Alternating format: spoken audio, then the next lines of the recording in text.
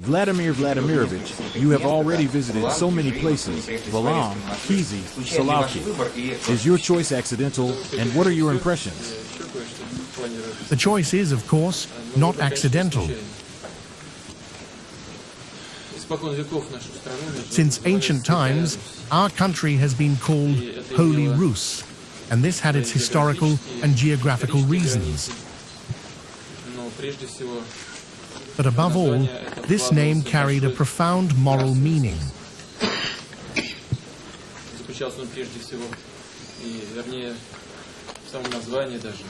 Emphasizing the special role that Russia voluntarily took upon itself as the guardian of true Christian values. It is hard to disagree with those who argue that without Christianity, without the Orthodox faith, without the culture that arose on their foundation, Russia would hardly have come into being. Therefore, today, as we rediscover ourselves and seek the moral foundations of our life, returning to these original sources is very important, very useful, and timely. Let's look at some of them.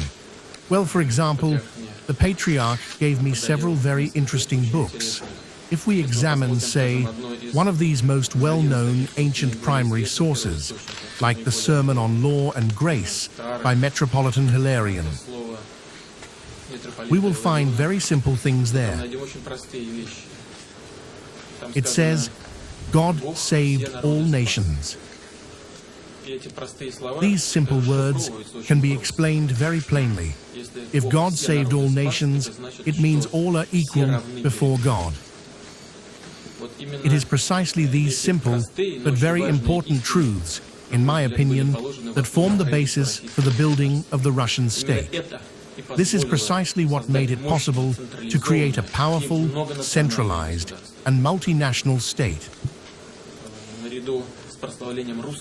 Along with the glorification of the Russian people, along with the self-affirmation of Russians, along with the cultivation of national dignity and national pride, which, by the way, is devoid of any notions of divine chosenness, and even more so of chauvinism.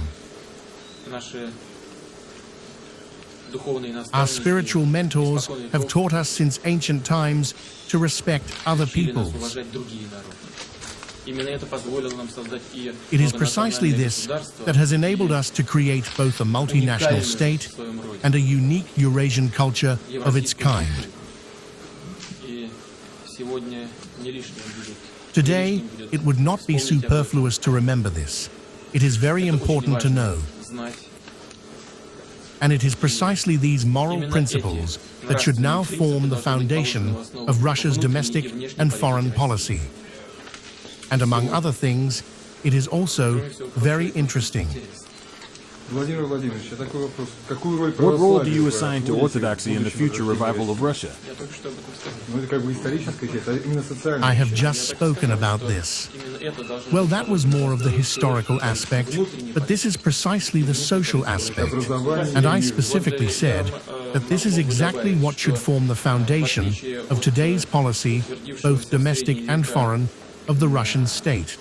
I might add that, unlike the doctrine of the divine chosenness of certain peoples, which became established in medieval Western Europe, Russian Orthodox culture has never made such claims.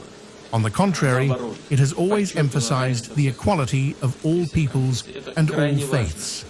This is extremely important for building a multinational and multi-confessional state. Relying on Orthodox foundations, we will be able to strengthen our country both now and in the future.